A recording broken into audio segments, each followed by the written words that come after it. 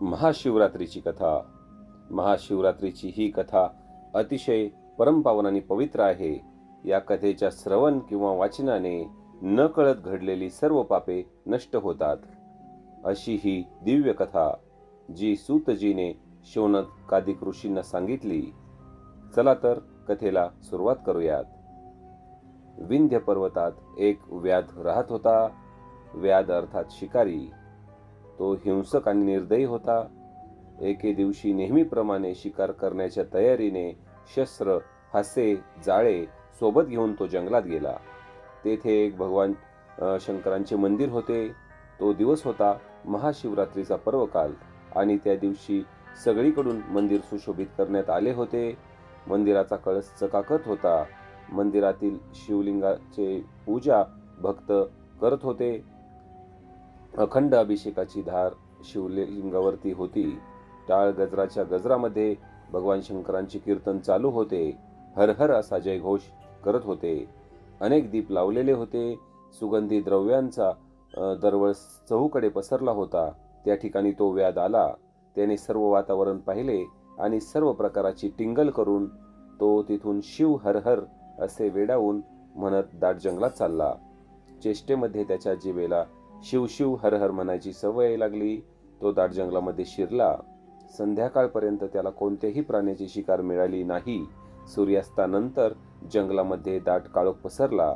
आकाशात चांदण्या चमचमत होत्या. फिरत फिरत तो व्याध एका सरोवराच्या तीरावरती आला. तेथे एक बेलाचे वृक्ष होते. शिकारीसाठी ही योग्य जागा आहे असे वाटून तो त्या वृक्षावरती चढून बसला. धनुष्य ओढून त्यावरती बाण लपवून तो येणाऱ्या शिकारीची वाट पाहू लागला.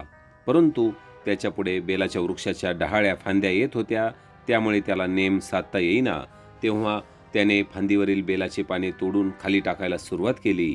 त्या बेलाच्या वृक्षाखाली ब्रह्मदेवाने स्थापन केलेले एक शिवलिंग होते.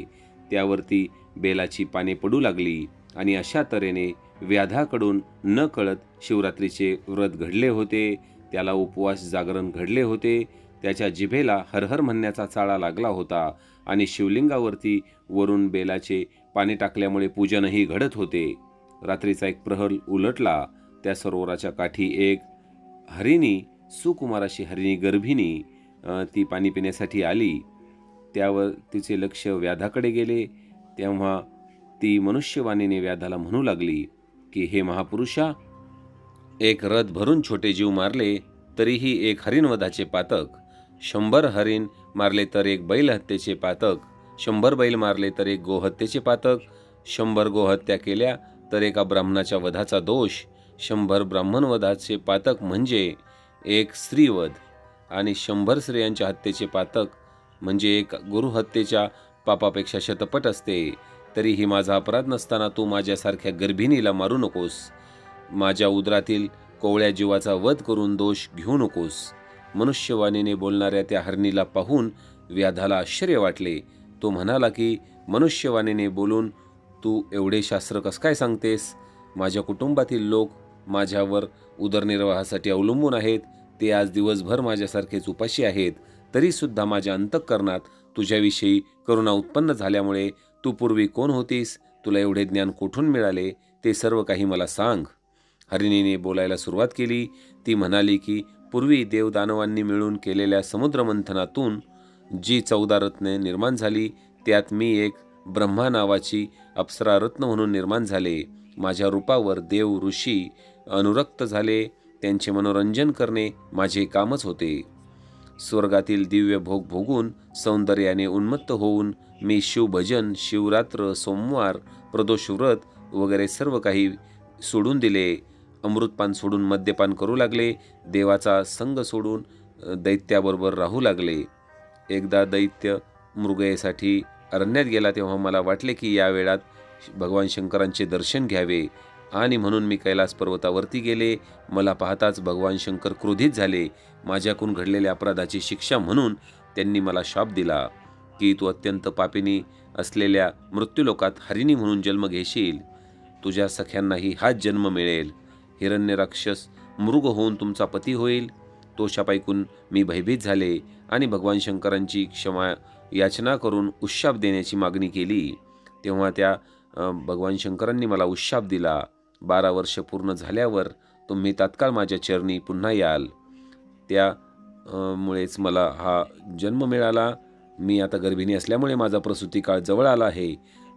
तेव्हा मी ठिकाणावर जाऊन गर्भ ठेवून येते. त्यानंतर तू माझे प्राण घेतले तरी चालेल. व्याध म्हणाला, तुझ्या गोड बोलण्यावर माझा विश्वास नाही. खोटे बोलून प्रत्येक तऱ्हेने प्राण वाचवावा हे प्राण्यांनाही कळते. जेव्हा तू महापापांचे उच्चारण करून शपथ घेशील त्यावेळेस मी तुला सोडेल. त्यावेळेस हरिणी म्हणाले की मी जर खोटे बोलत असेल तर जो मनुष्य संध्या करत नाही, सत्यापासून वर्जित असतो, त्याचे पातक माझ्या माथी पडो. वेदांची विक्री, परपीडा, दानात विघ्न, गुरु भीष्म, शिव यांची निंदा करणाऱ्यांचे, द्वैतमताचा प्रचार करणारे, तसेच देवळात पुराण ऐकताना पांच घालणारे, तसेच स्त्रीबरोबर व्यभिचार करणाऱ्याचे पाप मला लागो. ती पुढे म्हणाली, जे नवरा बायकोचा वियोग करतात ते या जन्मी नपुंसक होतात. जे दुसऱ्याची वर्मे काढतात ते तांबडे होतात. विद्या असून जे लोक शिष्या लोकांना देत नाहीत ते पिंगळेच्या जन्माला जातात. जे लोक दान करत नाहीत त्यांना कंडबाळ होतं. जे दुसऱ्यांच्या स्त्रिया पळवून आणतात ते या जन्मी अल्पायू होतात. जो राजा प्रजेला त्रास देतो तो वाघाच्या किंवा सापाच्या जन्माला जातो. जो साधूला छळतो तो निर्वंश होतो. ज्या स्त्रिया घरात धान्य असून पतीला जेवायला घालत नाहीत त्यांना वाघाचा जन्म मिळतो. ज्या कुरूप म्हणून पतीचा त्याग करतात त्या पुढील जन्मी बालविधवा होतात. तेही व्यभिचारी होऊन शेवटी वेश्या होतात. पतीची निंदा करणाऱ्या कोर्टा होतात. आईवडिलांना छळणारे माकड होतात. सासू सासऱ्यांना त्रास देणाऱ्या निसंतान होतात. व्याधा, तुला वचन देऊन जर मी नाही आले तर ही सर्व पापे मला लागोत. मी खोटे बोलले तर शिवपूजेचा अपहार केला असे होईल. त्याचा निर्धार आणि शपथ ऐकून व्याधाच्या मनात विश्वास निर्माण झाला. आता तो तिला म्हणाला की तू जा आणि रात्री संपत असताना परत ये. तू पुण्यवंत होऊन शिवपदास जाशील असा आशीर्वाद देऊन आणि पाणी पिऊन हरिणी पुन्हा घरी गेली. व्याध पुन्हा बेलाचे पाने तोडून खाली टाकू लागला. आता दुसरा प्रहर उलटला आणि व्याधाचे 7 जन्मीचे अर्धे पाप जळून गेले. व्याध शिवस्मरण करतच होता. त्याची त्याला गोडी लागली होती. हरिणीच्या मुखातून निरूपण ऐकल्यामुळे त्याचे जागरणही झाले होते. त्यावेळेत दुसरे हरिण तेथे आले, पाणी पिऊ लागले. तिला पाहून व्याधाने धनुष्यबाण सज्ज केला. ते पाहून हरिणी म्हणाली की व्याधा, माझ्यावरती दया कर.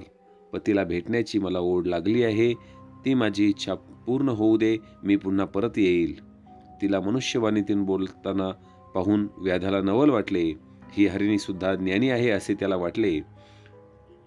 तुमचे जीवन धन्य आहे, तेव्हा शपथ तू घेऊन जा असे व्याध हा हरिणीला म्हणाला.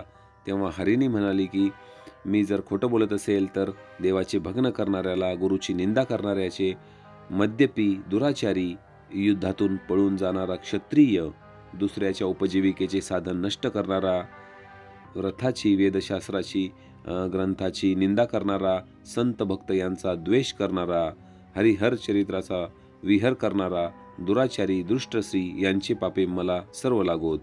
व्याधा, आपला मुलगा, आपली सून सौजन्याने वागत असताना सुद्धा जे त्यांना व्याध छळतात ते कुरूप आणि दरिद्री होतात.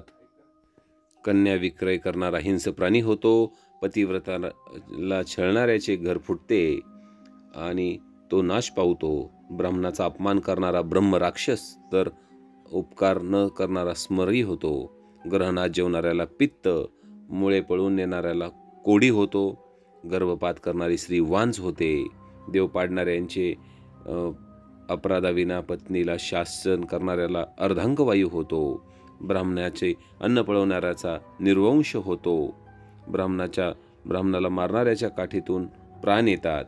गुरु, संत, माता पिता यांचा अपमान करणारा तोत्रा होतो. देवाजवळील वृक्ष तोडणारा पांगळा होतो. सुतकातले अन्न खाणारा रोगी होतो. एकटाच सुगंधी द्रव्य वापरतो त्याच्या अंगाला दुर्गंध येतो. ब्राह्मणाचे कर्ज उडवणारा अल्पायू होतो. झाडाची सावली काढणारा कमी आयुष्याचा होतो. गरिबाचे लग्न मोडणारा हा निसंतान होतो. मातापित्याचा छळ करणाऱ्याचा कार्यनाश होतो. एकाच देवाची भक्ती आणि इतर देवाची निंदा करणाऱ्याला कमी मुले होतात. गोवध करणाऱ्याला कर्कश बायको मिळते. आपल्या गुरुचा त्याग करणारा अल्पायुषी होतो.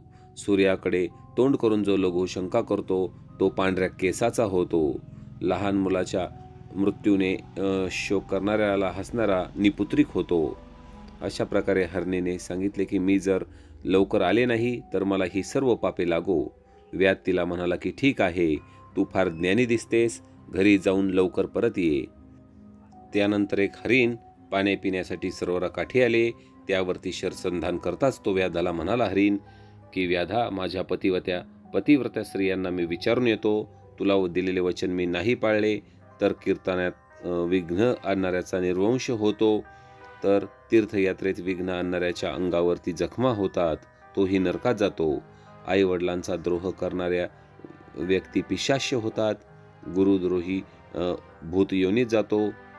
देवळे पाडणारा, भगवान शंकरांची पिंडी फोडणारा, देवाची उपकरणे अलंकार चोरणारा पंडुरोगी होतो. आई वडील गुरु यांची हत्या, विश्वासघात, गाई ब्राह्मणांच्या मृत्यू संकट सामोरे निवारण न करणारा, ब्राह्मण बाहेर थांबून घरात भक्षण करणारा, जे प्रार्थना करतात त्यांची पोटचोळी होतात, पंच न करणारे, ब्राह्मणाच्या घरी जाळणारे, ते संतांचे अपमान करणारे, गुरुला छळतात, त्यांची परीक्षा घेतात, त्यांच्यावर आरोप करतात, ती माणसे निपुत्रिक राहतात. शिवकीर्तन न ऐकणारे, बडबड करणारे बेडूक होतात. शिवकीर्तनात झोपणारा हा साप होतो. वाद घालणारा पिशाच्य होतो. अशी अनेक प्रकारची पापे मी जर वचनभंग केला तर माझ्या माथी पडो. व्याध्याला आता शिवनामाची फार गोडी लागली होती. त्याचा कंठ दाटून आला. डोळ्यातून अश्रू येऊ लागले. बेलाचे पाने तोडून तो खाली टाकतच होता. शिवपूजन घडत होते. रात्रीचे 4 प्रहर झाले. रात्र संपली. अरुणोदय झाला. तेवढ्यात तिसरी हरिणी आली. आपण हिला तरी मारावे असा विचार व्याधाच्या मनात आला. तोच ती हरिणी मनुष्यवाणीने बोलू लागली, व्याधा, तू मला मारू नकोस. घरी माझ्या बाळ आहे, त्याला स्तनपान देऊन मी परत येते. मी वचन मोडले तर मला अनेक महापापे लागतील. आता ही कोणता शास्त्रार्थ सांगेल अशा कुतूहलाने व्याधाने तिला तू काहीतरी शपथ घेऊन जा असे म्हटले. हरिणी म्हणले की गवत जाळणारा, गावाला आग लावणारा, गोब्राह्मणाचे पाणी अडवणाऱ्याला क्षयरोग होतो. ब्राह्मणांची जे घरे हिसकवतात त्यांचे पूर्वज नरकात पडतात. पती पत्नीत भांडण लावणारे, देव ब्राह्मण यांना बंधन न करणारे, कठोर बोलणारे, त्यांचे हातपाय यम तोडतात. चोरटी नजर ठेवणाऱ्यास नेत्ररोग होतो, तर भक्ताची निंदा करणारे मुखाचे रोग भोगतात. आईवडिलांना ताडण करणारे लुळे होतात.